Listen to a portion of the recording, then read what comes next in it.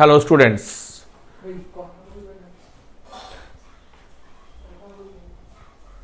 গত এপিসোডে অর্থাৎ গত ভিডিওতে ক্লাস 11 সায়েন্স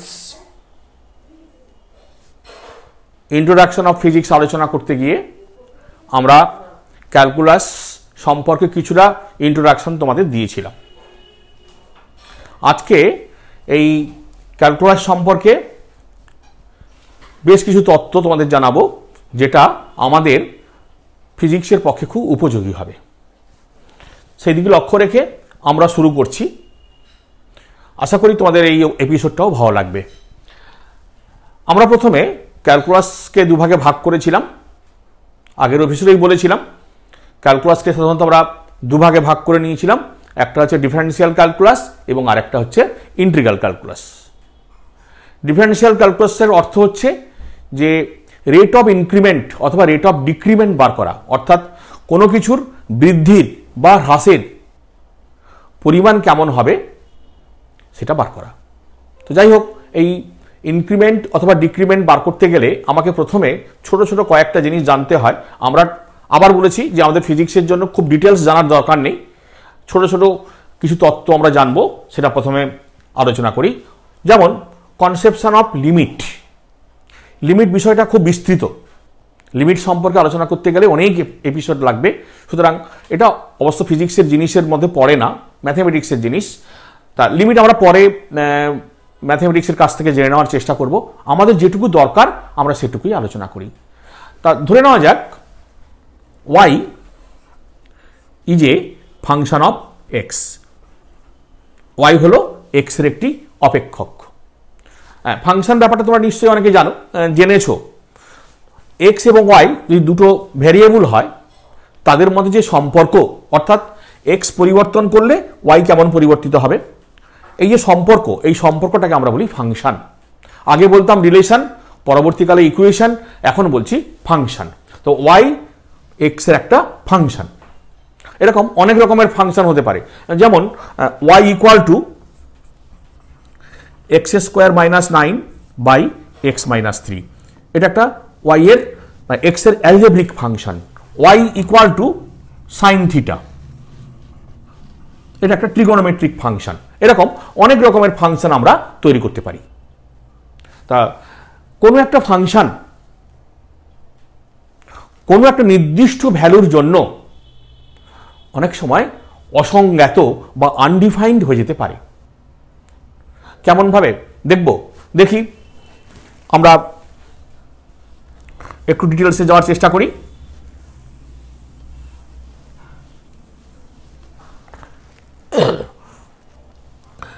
কিছুক্ষণ আগে বললাম y equal to x square minus 9 by x minus 3।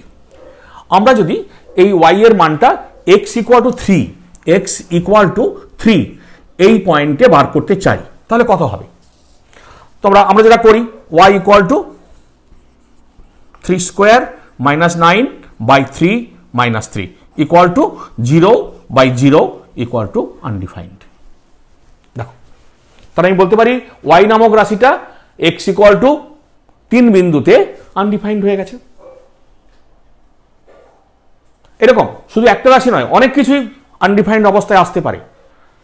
আর একটা জিনিস দেখা যাক।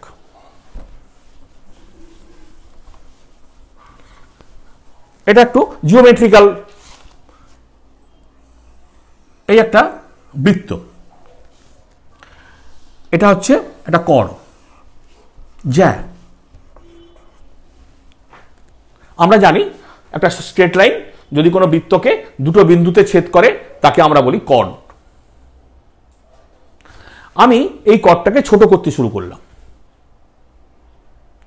আস্তে আস্তে করে ছোট করতে শুরু করলাম, অর্থাৎ এই এ বি বিন্দু দুটো পরস্পর কাছাকাছি আসতে শুরু করলো। এই যে পরপর কাছাকাছি আসতে শুরু করলো। এইভাবে ছোট হতে হতে যখন এ এবং বি এই সি বিন্দুতে এসে যাবে, যখন এ এবং বি সি বিন্দুতে এসে যাবে, তখন এই কর্ণ বা এই স্ট্রেট লাইনটার কোনো অস্তিত্ব থাকবে না। এটা তোমরাও জানো, আমরাও জানি। দেখো, তাহলে এখানে এই বৃত্তের যে জ্যা বা কটটা ছিল সেটা একটা নির্দিষ্ট বিন্দুতে অসংজ্ঞাত হয়ে গেছে। এইরকম ম্যাথমেটিক্যাল ফাংশনগুলো কোনো নির্দিষ্ট ভ্যালুর জন্য, কোনো নির্দিষ্ট মানের জন্য অসংজ্ঞাত অবস্থায় চলে আসতে পারে। তো এখান থেকে উদ্ধার পাওয়ার উপায় কি? এখান থেকে উদ্ধার পাওয়ার উপায় অবশ্যই আছে। আমরা সেই উপায়গুলো খুঁজে বার করেছি।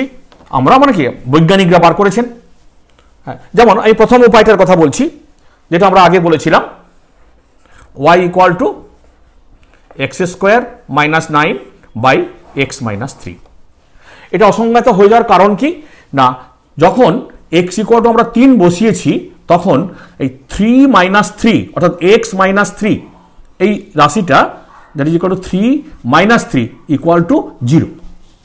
অর্থাৎ কোনো রাশিকে যদি 0 সংখ্যা দিয়ে ভাগ করা হয় তাহলে সেটা আনডিফাইন্ড হয়ে যায়। এটা আমরা সকলেই জানি।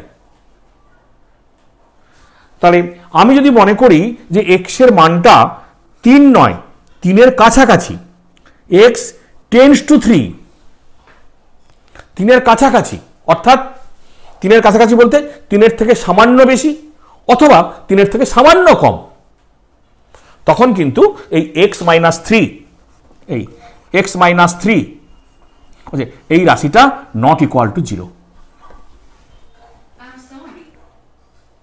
তখন কিন্তু এটা 0 হয় না। আর যেহেতু 0 হয় না, তখন আমরা নিশ্চয়ই এর মানটা বার করতে পারি। কত হবে?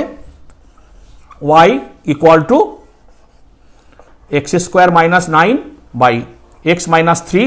এটাকে আমরা এভাবে লিখতে পারি, x plus 3 x minus 3 divided by x minus 3। ঠিক আছে। এখন এক্স ইকুয়াল টু 3 পুট করলে এটা আনডিফাইন্ড, কিন্তু যদি 3-এর কাছাকাছি এক্স টেন্ডস টু 3 লিখি তখন কিন্তু এটার আনডিফাইন্ড অবস্থায় আসে না। এবং এটাকে তখন লেখার একটা পদ্ধতি আমরা তৈরি করেছি। এই তখন লিখবো আমরা যে লিমিট এক্স টেন্ডস টু 3, 3-এর থেকে খুব যদি বেশি হয় সামান্য বেশি 3 প্লাস, আবার 3 থেকে সামান্য কম হলে 3 minus of x square minus 9 by x minus 3 equal to আরও একটু x tends to 3 plus minus x plus 3 x minus 3 divided by x minus 3. Now this x minus 3, x minus 3 cancel because they are not equal to 0. তারা শূন্য নয়, এবং শূন্য না হওয়ার জন্য আমরা এর ভ্যালু পেতে পারি equal to limit x tends to 3 plus minus x plus 3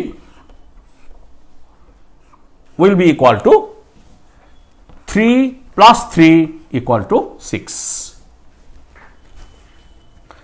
দেখে নাও,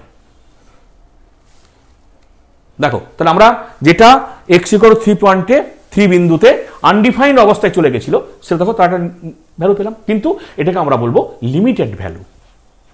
লিমিট নামার ফলে এই মানটা আমরা পেয়েছি। তাই this is the conception of limit.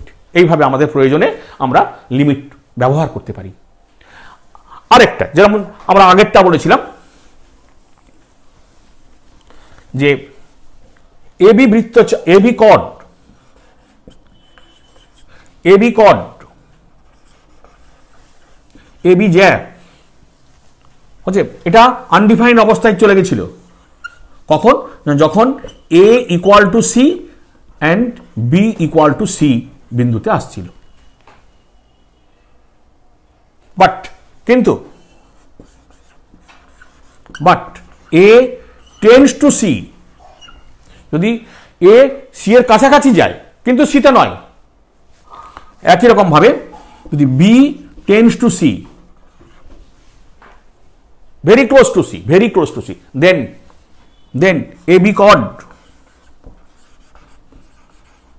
AB chord তো সি বিন্দুতে কি হয়ে যাবে? স্পর্শক হয়ে যাবে। তাই তো AB chord will be tangent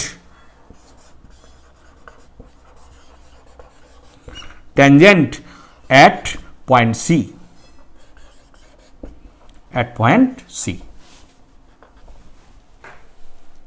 তাহলে যেটা আনডিফাইন্ড ছিল, যে কর্ডটা আনডিফাইন্ড অবস্থায় রেখেছিল, তাকে এখন আমি বলবো যে ট্যানজেন্ট অ্যাট পয়েন্ট সি। দেখো, তাহলে আমরা এইভাবে কনসেপশন অফ লিমিট তৈরি করতে পারি এবং আমাদের কাজে লাগাতে পারি, লিমিটটাকে আমরা কাজে লাগাতে পারি। তো এই জন্য আমি লিমিটের কতকগুলো ছোট ছোট ফর্মুলা তোমাদের লিখে দেওয়ার চেষ্টা করছি, যদি সম্ভব হয় তোমরা ব্যবহার করতে পারো, মনে রাখতে পারো। সাম ফর্মুলাজ অফ লিমিট, আমি লিমিটের কতগুলো ফর্মুলা লেখার চেষ্টা করছি। যেমন number 1, limit x tends to a, x to the power n will be equal to a to the power n. Number x tends to a, x to the power n minus a to the power n divided by x minus a equal to x tends to a, x to the power n minus a to the power n by x minus a equal to কত হবে? n a to the power n minus 1. এগুলো standard limit, এগুলো আমরা ফিজিক্সের অঙ্কে বা ম্যাথমেটিক্সে ব্যবহার করতে পারবো। সেরকম নাম্বার 3, এটা খুব ব্যবহৃত হয়, লিমিট থিটা টেন্ডস টু 0, 0-র কাছাকাছি কিন্তু 0 নয়, sine theta by theta equal to 1। That is limit theta tends to 0, sine theta equal to theta. একই রকম ভাবে number 4, limit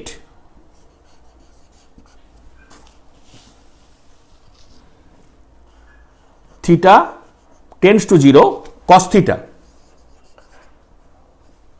cos theta will be equal to 1. আমরা এই স্ট্যান্ডার্ড লিমিটগুলো আমরা ব্যবহার করতে পারি আমাদের প্রয়োজনের জন্য। এইবারে আমরা আসি ডিফারেন্সিয়েশন।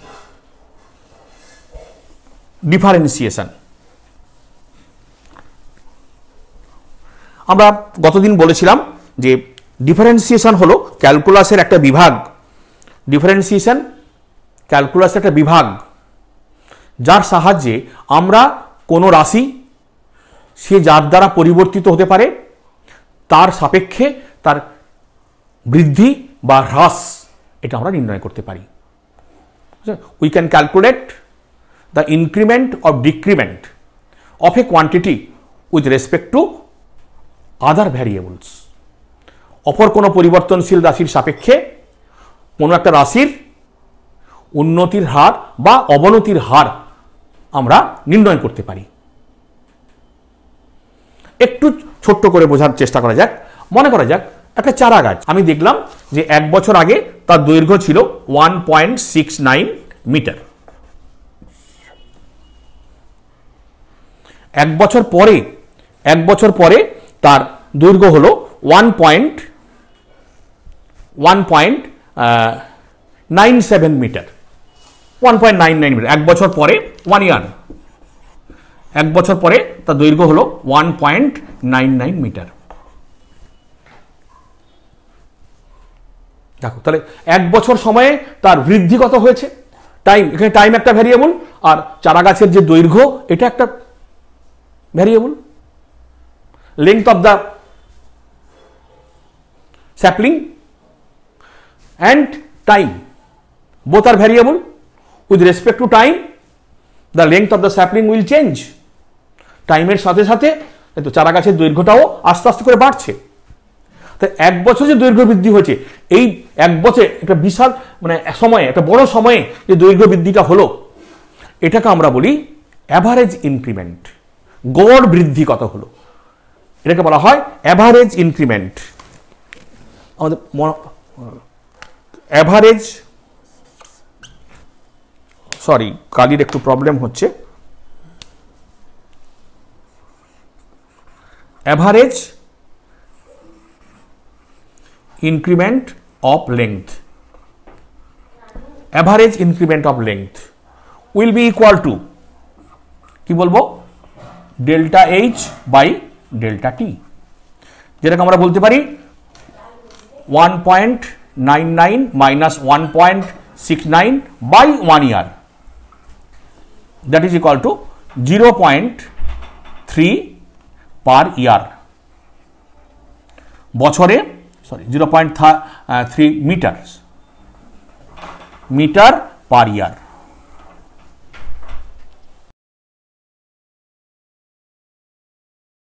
তাহলে এক বছর, এই যে একটা বড় সময়, সেই এক বছরের মধ্যে তোমার ইনক্রিমেন্ট হচ্ছে 0.3 মিটার। দেখো, তাহলে আমি তো জানতে চাইতে পারি যে আমার একদিনে কত হয়েছে, এক মাসে কত হয়েছে। যখন এই টাইম ইন্টারভ্যালকে আমরা ছোট করে নেব, অর্থাৎ এই যে এক বছরকে প্রথমে 6 মাস 6 মান্থস, তারপর 1 মান্থ, দেন 1 ডে, এইভাবে যখন আমরা এটাকে ছোট করতে শুরু করব, তখন আমাদের কাছে কি হবে না, we have the accurate result of increment per hour or per day. তখন কি হবে, তখন এইটাকে আর অ্যাভারেজ ইনক্রিমেন্ট বলা যাবে না, তখন ইনক্রিমেন্ট পার ডে, একদিনে কতটা বৃদ্ধি হয়েছে। হ্যাঁ, অর্থাৎ আমরা যদি আরো ছোট করে নিই, ইনস্ট্যান্টেনিয়াস তার ইনক্রিমেন্ট কত হয়েছে, দ্যাট ইজ ইনস্ট্যান্টেনিয়াস ইনক্রিমেন্ট, যেটাকে আমরা বলি ডিএস, ডিএইচ বাই ডিটি। এই ইনস্ট্যান্টেনিয়াস, তাৎক্ষণিক, ইনস্ট্যান্টেনিয়াস ইনক্রিমেন্ট, ইনস্ট্যান্টেনিয়াস ইনক্রিমেন্ট, যেটাকে আমরা বলি ডিএইচ বাই ডিটি। ঠিক আছে? হ্যাঁ, দেখো, তাহলে যখন আমরা টাইম ইন্টারভ্যালটাকে ছোট করে নেব, তখন কিন্তু we have accurate result of increment. আমরা এইটাকেই আমরা বলছি যে কোনো একটা রাশিকে তার টাইমের ভ্যারিয়েবলের সাপেক্ষে ছোট ছোট অংশে বিভক্ত করে নাও। এই ইনক্রিমেন্ট রেট আমরা বার করলাম ডিএইচ বাই জিটি, যেটাকে আমরা বলছি ইনস্ট্যান্টেনিয়াস ইনক্রিমেন্ট। নিশ্চয়ই বোঝার খুব অসুবিধা নেই, বুঝতে পেরেছ। আমি আরো একটা এক্সাম্পল দিই, তাহলে ব্যাপারটা আরেকটু পরিষ্কার করে বোঝা যাবে। ধরা যাক একটা গাড়ি, a car is moving along straight line path, একটা গাড়ি স্ট্রেট লাইন পাথে ছুটছে। হ্যাঁ, it moves 20 kilometre from A to B within the time interval 2 hour. 2 ঘন্টায় গেল 20 কিলোমিটার। তাহলে এ থেকে বিতে গেছে 20 কিলোমিটার 2 ঘন্টায়। দ্যাট মিন হচ্ছে this is called average speed. তাহলে অ্যাভারেজ স্পিড, গাড়ির অ্যাভারেজ স্পিড ভি অ্যাভারেজ, দেখো ভি অ্যাভারেজ, গাড়ির average speed equal to 10 kilometre per hour. But it is an average speed. If you want to calculate, যদি আমরা জানতে চাই যে at C position তার ভেলোসিটি কত, what is the velocity at C position, C পজিশনে তার, তা আমি যত টাইম ইন্টারভ্যালটাকে ছোট করব, তত আমরা সি এর কাছাকাছি ভেলোসিটি পৌঁছতে পারবো। তো এটার অর্থ হলো কি না, তখন আর অ্যাভারেজ ভেলোসিটি না নিয়ে আমাকে যেতে হবে ইনস্ট্যান্টেনিয়াস ভেলোসিটির দিকে। দ্যাট ইজ এই ডেল্টাটাকে জিরো করতে হবে, কাছাকাছি, জিরো না হলেও জিরোর কাছাকাছি যাওয়ার চেষ্টা করতে হবে। সেই জন্য আমরা এইভাবে লিখি, limit delta T tends to 0, delta S by delta T, this will be equal to ds by dt, that is rate of change of displacement with respect to time, rate of change of displacement with respect to time, and which is called velocity instantaneous. তাহলে with the help of limit conception আমরা total ডিসপ্লেসমেন্টটাকে টাইমের রেসপেক্টে ছোট ছোট আকারে ভেঙে ফেললাম এবং তার ইনস্ট্যান্টেনিয়াস তার ইনক্রিমেন্ট কত হয়েছে সেটা আমরা বার করতে পারলাম এবং সেটাকেই আমরা বলছি ভেলোসিটি। বোঝা গেছে নিশ্চয়ই? তাই ঠিক এইভাবেই আমরা গ্রাফিক্যালি আমরা এটাকে আরো একটু সহজে বোঝাতে পারি। লেট আস কনসিডার, ধরা যাক a car is moving with uniform velocity. একটা গাড়ি ইউনিফর্ম ভেলোসিটিতে চলছে। Hence displacement of the car S will be equal to u into t, where u is the uniform velocity. What is the nature of the graph? The nature of the graph will be a straight line. Keno? The time power 1 s displacement power 1. So it is a linear equation. So we have the graphical nature like this. This is time axis, this is s axis. So this is origin, the graph passing through origin. So this is the graph. If we have 2 or 3 points on this graph, যদি আমরা এই গ্রাফের উপর 2-3টে point নিই এবং তাদের perpendicular টেনে দেখি, this time interval, this is the displacement, this is time interval, this is the displacement, and here this angle, that is delta s by delta t, delta s by delta t equal to constant, delta s by delta t equal to constant. That is, the car is moving with constant average speed. That is, we know uniform velocity. ঠিক আছে? If we have the instantaneous velocity from this type of graph, from this graph, then again we draw the graph.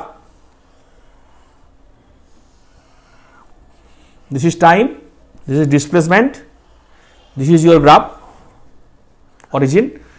At an instant, that is, we take the time interval very small, that is like this, very small time interval, and during this interval this is the displacement. So this is called dt and this is called ds. So this ds by dt is called velocity instantaneous at that point. Now this is the very easy conception and this is called differentiation.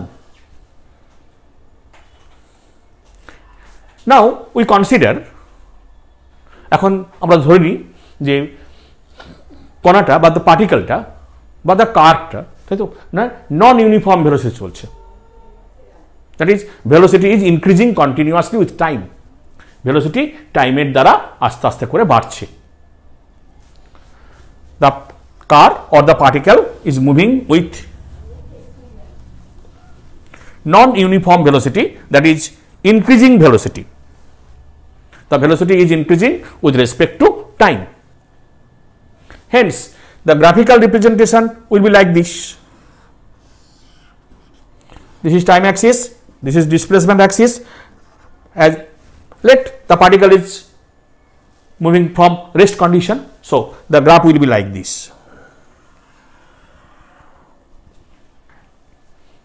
As time increasing, displacement also increasing.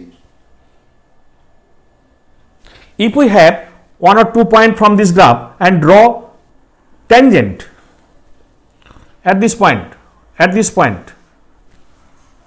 let this is a point, this is b point, this is the slope of the graph at this point. Here let this is angle theta 1, this is theta 2, so theta 2 greater than theta 1. That means slope is increasing. That means the particle is moving with non-uniform or increasing velocity. The velocity of the particle will increase continuously with time. let this time interval, this is t1 t2 comes to closure, যদি এই time ইন্টারভ্যালটা that is this is and this time interval comes to closure, this time interval কাছাকাছি আসার চেষ্টা করে, hence again we draw the graph. This is your graphical nature, this is time t, this is s, at a particular point between a and b, at a very close, when delta t tends to 0, then we have a particular point that is within a and b এর মধ্যে একটা বিন্দু পাবো where we have a tangent, and this is called velocity at this position p, and this is known as ds by dt. This is velocity instantaneous at point p. So with the help of the graph, এই গ্রাফের সাহায্যে আমরা মনে হয় খুব সহজে ডিফারেন্সিয়েশনটা তোমাদের বোঝাতে পেরেছি। তাহলে মূল জিনিসটা হলো যে কোনো একটা রাশিকে সে যার দ্বারা পরিবর্তিত হতে পারে তার সাপেক্ষে ছোট ছোট অংশে ভেঙে নেওয়া, এই ভেঙে নেওয়ার যে পদ্ধতি, এই ভেঙে নেওয়ার পদ্ধতিটাকে আমরা বলছি ডিফারেন্সিয়েশন। ঠিক আছে, দেখো কোনো প্রবলেম নেই। তাহলে আমরা এই ডিফারেন্সিয়েশনের কতগুলো সূত্র আমরা ব্যবহার করব, আমরা প্রমাণ করার কোনো দরকার নেই, আমরা ব্যবহার করব, সেই ব্যবহারটাকে একটু ছোট করে লিখে দিই, তাহলে তোমাদের মনে শুনতে হবে। Lodge of differentiation, let y equal to fx, then dy by dx, differentiation of y with respect to x will be equal to ddx of fx, dy by dx equal to ddx of fx, and hence this will be equal to new quantity gx.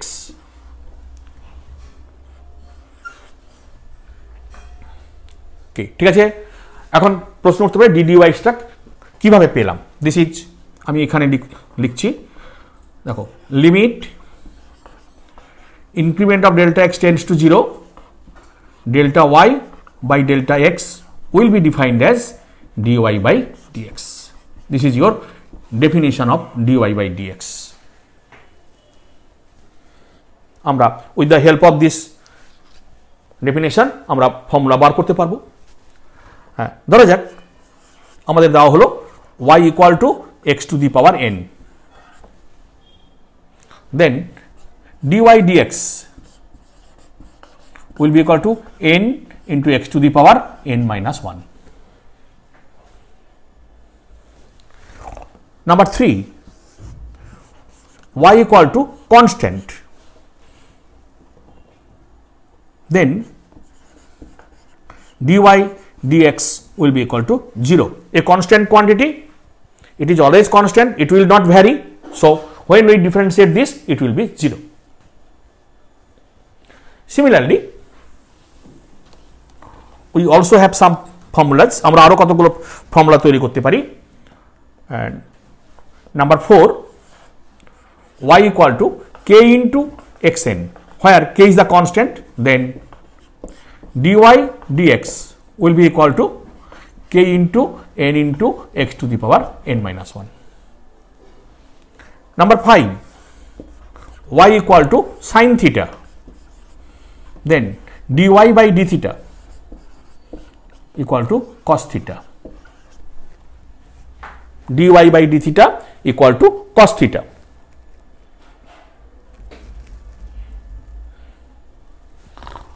Number 6, y equal to cosine theta or cos theta, then dy by d theta equal to minus sin theta. These are the formula, এগুলো সব formula আমরা with the help of mathematics আমরা এগুলো সব বার করতে পারি, আমাদের এখন শুধু মনে রাখলে চলবে। আর এর সাথে সঙ্গতি রেখে আমরা আরো দুটো ফর্মুলা আমাদের দরকার হয়, সেটা বলছি। ধরা যাক fx equal to U plus V. এটা দুটো রাশির প্লাস বা minus.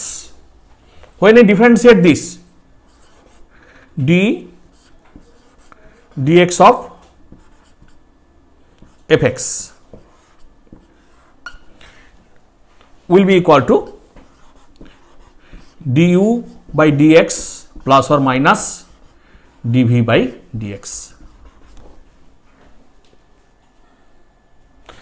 Similarly, dx of u into v,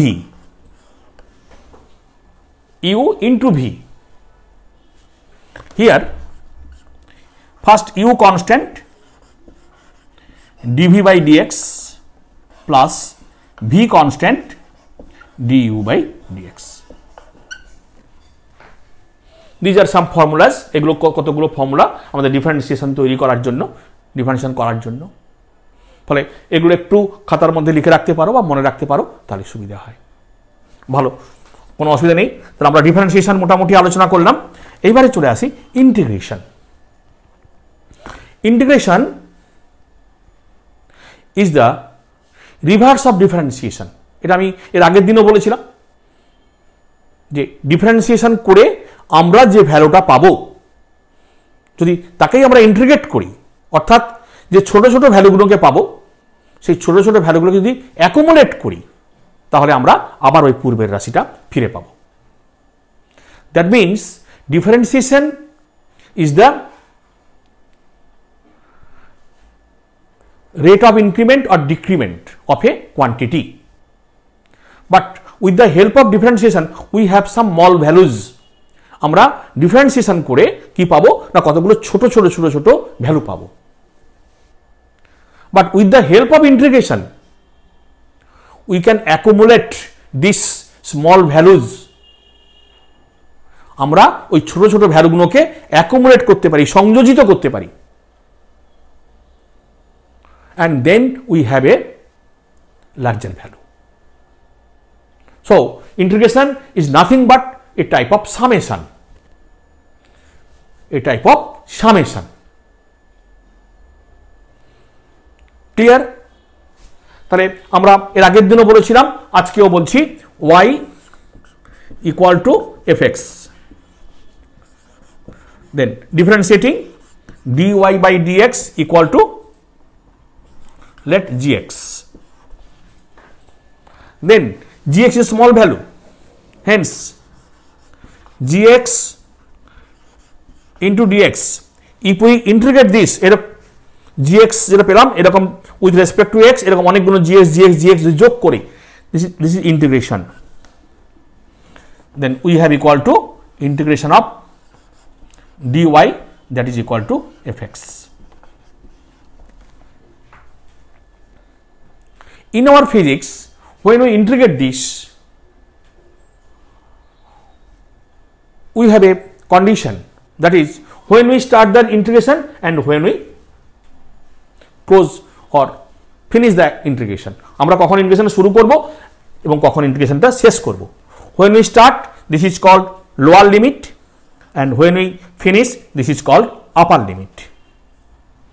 So similarly, this will also a to b. And this type of integration is called definite integral. Idea clear? We have also another example.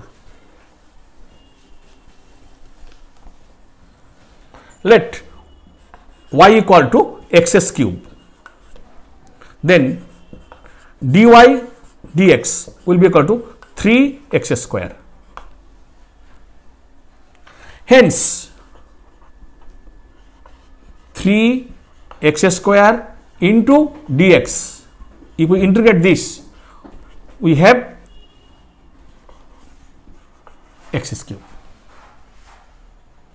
or we may written this integration x square dx will be equal to x cube by 3, Also, we have a limit, lower limit to upper limit, A to B.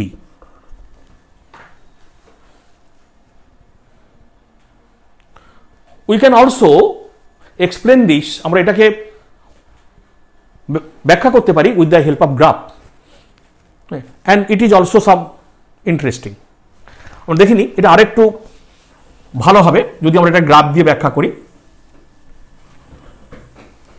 First, let us consider a particle or a car is moving with uniform velocity, যেটা আমরা প্রথমে বলেছিলাম যে একটা গাড়ি সমবেগে চলছে।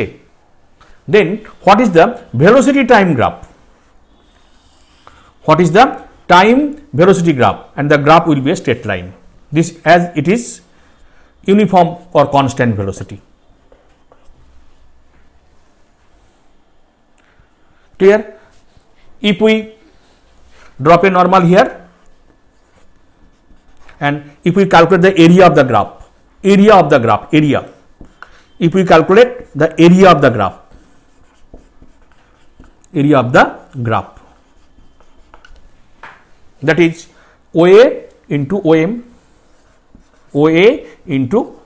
OM, that is U into T, this is U and this is time T, time interval T. So we have the displacement.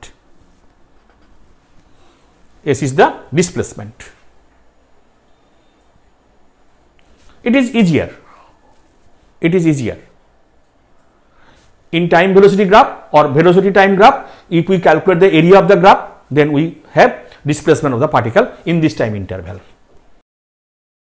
But if the car or the particle is moving with non-uniform velocity or increasing velocity,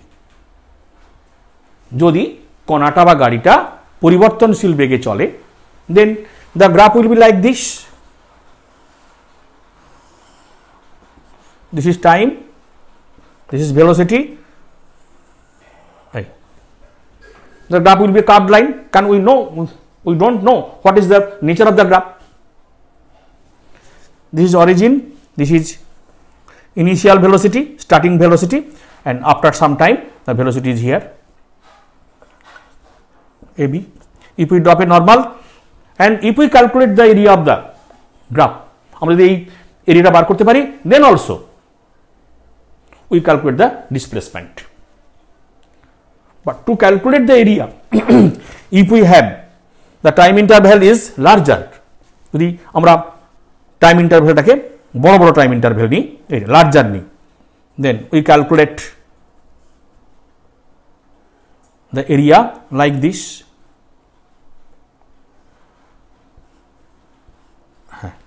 These are the calculated area.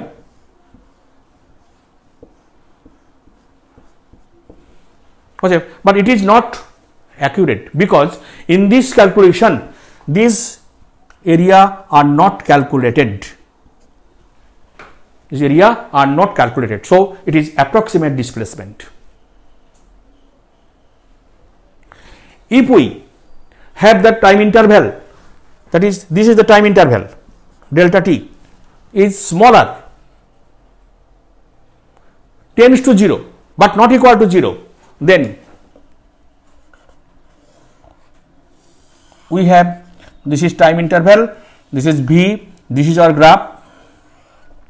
If this interval is very very small,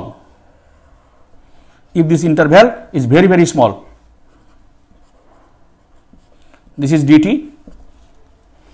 Similarly, we can here also dt, here also dt. These are all our dt's. এইরকম অনেকগুলো ছোট ছোট time interval নিয়ে যদি আমরা গ্রাফটার area calculate করি, so we have maximum result, ভালো রেজাল্ট পাবো।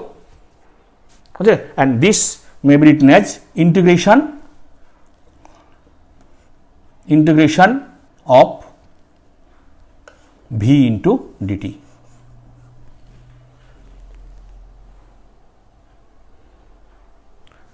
V equal to ds by dt, as V equal to ds by dt. So V into dt, and we have a limit from 0 to t, and this will be equal to displacement.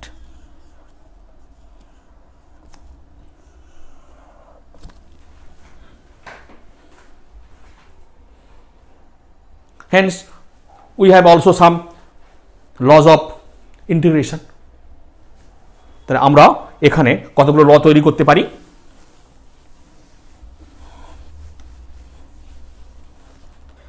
হ্যাঁ, number 1, integration x to the power n into dx will be equal to x to the power n plus 1 by n plus 1.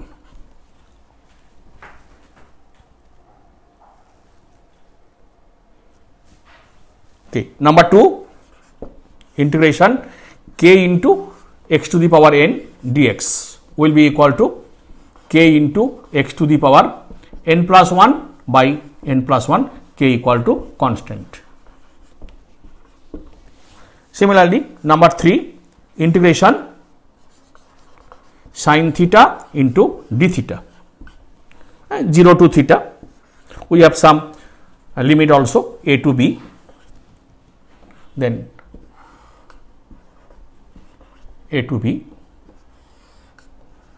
a to b limit sin theta into, and this will be equal to minus cos theta. Similarly, number 4, integration 0 to theta cos theta into d theta will be equal to sin theta, and also another value 0 to x dx by x equal to log of x to the base e. These are some integration. তাহলে আমরা calculus সম্পর্কে preliminary জিনিসগুলো এবং তার ফর্মুলাগুলো শিখলাম। তাই এগুলোকে কাজে লাগিয়ে আমরা এর পরের এপিসোডে ফিজিক্স সম্পর্কে, ফিজিক্সের যে চ্যাপ্টারগুলো আছে সেগুলো নিয়ে আলোচনা করব। সুতরাং আমি যেটুকু তোমাদের বললাম, যদি তোমাদের একটু ভালো লাগে বা এগুলো পড়তে গিয়ে কোনো অসুবিধে হয়, বা যদি কোথাও কোনো রকম বুঝতে অসুবিধে হয়, তোমরা কমেন্ট বক্সে লিখে জানাও, বন্ধুদের সঙ্গে শেয়ার করো, সাবস্ক্রাইব করো, এবং দরকার হলে আমার ফোন নাম্বার আমি দিতে পারি, আমার ফোন নাম্বার নিয়ে আমার সঙ্গে যোগাযোগ করতে পারো। আশা করব যে তোমরা যদি প্রয়োজন হয় ব্যক্তিগতভাবে আমার সঙ্গে যোগাযোগ করতে পারো, কারণ বর্তমান যে কোভিডের অবস্থা চলছে তাতে কোনো মাস্টারমশাইয়ের বাড়িতে গিয়ে পড়া খুবই বিপজ্জনক। আমি অবশ্য খুব কম সংখ্যায় 2-1 জনকে অনলাইন ফিজিক্সের টাস্ক দিয়ে থাকি। যদি তোমরা কেউ মনে করো আমার সঙ্গে যোগাযোগ করতে পারো। আজকের মতো ধন্যবাদ। পরবর্তী এপিসোডে দেখা হবে। শুভরাত্রি।